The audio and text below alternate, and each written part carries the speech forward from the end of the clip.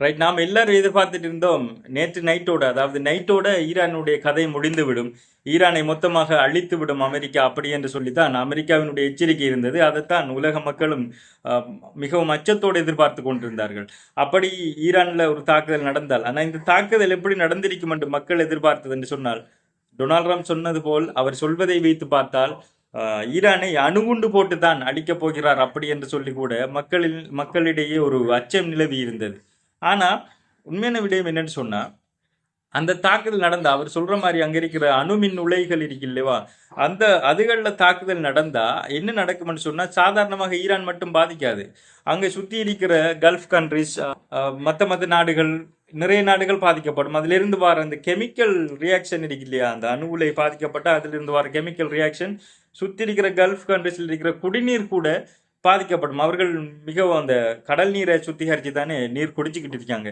அப்படி இருக்கிற டைம்ல இந்த கெமிக்கல்ஸ் கடல்ல கலக்கிறதுக்கு வாய்ப்பு இருக்குது. அப்படி அந்த கலந்தால் அந்த தண்ணியை குடிச்சா புற்றுநோய் வரத்துக்கு வாய்ப்பு இருக்குது. அதை சுவாசிச்சா சில கெமிக்கல்ஸ், அதுல இருந்து வர கெமிக்கல்ஸை சுவாசித்தால், ஒரு முறை சுவாசித்தால் கூட உயிரே போகும் அளவுக்கு ஆபத்துகள் இருக்கின்றது.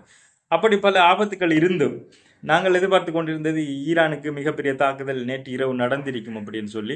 ஆனா கடைசி நேரத்தில் அமெரிக்கா அந்த தாக்குதலை கைவிடுது. அதாவது டொனால்ட் ட்ரம்ப் சொல்றாரு அப்படின்னு சொன்னா, 2-3 வாரங்களுக்கு இந்த போர் நிறுத்தம் ஒன்று கொண்டு வந்திருக்கோம், தற்காலிக போர் நிறுத்தம், அதனால ஈரானை நாங்க தாக்குதல் நடத்தல அப்படின்னு சொல்லியிருந்தார். அந்த விடயங்களை நாங்க பார்த்திருந்தோம். இந்த போர் நிறுத்த ஒப்பந்தம் வரப்போற வெள்ளிக்கிழமை எங்க நடக்க போகுதுன்னு சொன்னா, பாகிஸ்தான்ல, அகமதாபாத்ல, பாகிஸ்தான்ல தான் நடக்க போகுது. பாகிஸ்தான் தான் மத்தியஸ்தம் வகிக்குது அமெரிக்காவுக்கும் ஈரானுக்கும் இடையில் இருக்கிற போர் நிறுத்த ஒப்பந்தம். ஆனா இப்ப நம்ம பார்க்க போற விடயம் என்னன்னு சொன்னா, இந்த போர் நிறுத்த ஒப்பந்தத்தால பாதிக்கப்பட போறது யார்ங்கிறது தான். இப்போ அதிரடியா இஸ்ரேல் பிரைம் மினிஸ்டர் என்ன சொல்லியிருக்காரு, நெத்தன்யாகு என்ன சொல்லியிருக்காருன்னு சொன்னா, இந்த போர் நிறுத்தம் ஈரானுக்கும் அமெரிக்காவுக்கும் இடைப்பட்டது, ஈரான் அமெரிக்கா இஸ்ரேலுக்கு இடைப்பட்டது. இந்த போர் நிறுத்தத்துல நாங்கள் லெபனானை உள்வாங்கல அப்படின்னு சொல்லியிருக்காங்க. அப்படி என்ற என்ன அர்த்தம் என்றால், லெபனான தாக்குதல் நடத்த போறோம் அப்படின்னு சொல்லிட்டு தாக்குதல் நடத்தி கொண்டிருக்கிறார்கள். நிச்சயமாக இந்த நேரத்தில் கூட இப்ப கரண்டா அதுல அங்க லெபனான்ல மிகப்பெரிய தாக்குதல் இஸ்ரேல் நடத்தி கொண்டிருக்கிறது. அங்க இருக்கிற பேங்க்ஸ், அங்க இருக்கிற உட்கட்டமைப்புகள், பல இடங்கள் தாக்குதல் நடத்தப்பட்டு கொண்டிருக்கின்றது லெபனான்ல. அவங்க சொல்ற விடயம் என்னன்னு சொன்னா, எங்களுடைய மிலிட்ரி டார்கெட்ஸ் இன்னும் லெபனான்ல அச்சீவ் ஆகல அப்படின்னு சொல்றாங்க. அவங்களுக்கு ஒரு குறிப்பிட்ட மிலிட்ரி டார்கெட்ஸ் ஒன்று இல்லவே இல்லை. அவங்களுடைய குறிக்கோள் எதுவுமே இல்லை. உண்மையிலேயே இந்த ஆரம்பிக்கப்பட்ட இந்த போருக்கு உண்மையான நோக்கம் எதுவும் இல்லை. அவங்க இதைத்தான் அச்சீவ் பண்ணணும், அதை அச்சீவ் பண்ண முடியும், எந்த டார்கெட்டும் அவங்களுக்கு இல்லை. சண்டை மட்டும் நடந்து கொண்டிருக்கின்றது. அதே மாதிரி லெபனானில் இந்த தாக்குதல் நடந்து கொண்டிருக்கின்றது.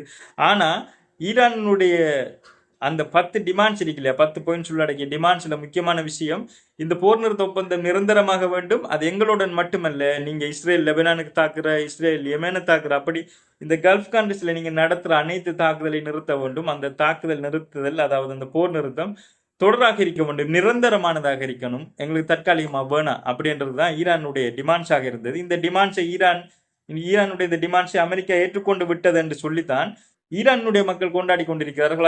அந்த செய்திகளையும் அல் ஜசீரா நியூஸ்ல பார்க்கக்கூடியதாக இருக்கின்றதா. ஈரான் மக்கள் என்ன சொல்றாங்கன்னு சொன்னா, நாங்க இந்த போர்ல வெண்டுட்டோம், எங்க டிமாண்ட்ஸை அமெரிக்கா ஏற்றுக்கொண்டுட்டு அப்படின்னு சொல்லித்தான் அங்க அவர்கள் சந்தோஷம் கொண்டாடி இருக்கிறார்கள். அந்த நியூஸை நாங்க பார்க்கலாம். ஸோ அந்த டிமாண்ட்ஸை அமெரிக்கா ஏற்றுக்கொண்டுட்டா இல்லையாங்கிறது தெரியா. அந்த அந்த விடயம் எப்போ உறுதியாகும் என்று சொன்னா, வரப்போற வெள்ளிக்கிழமை பாகிஸ்தான்ல நடக்க போற இந்த போர் நிறுத்த ஒப்பந்தத்தில தான் அந்த விடயம் தெளிவாக வரும். ஆனா அது வரைக்கும் லெபனான்ல தாக்குதல் நடத்தத்தான் போகுது இஸ்ரேல், நடத்தி கொண்டிருக்கின்றது. அதே மாதிரி தான் யெமன்லையும். நான் ஆல்ரெடி முதல்ல ஒரு வீடியோல போட்டிருந்தேன்.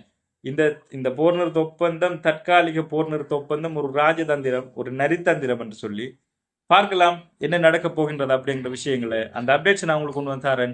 மறக்காம இந்த சேனலை சப்ஸ்கிரைப் பண்ணி வைங்க.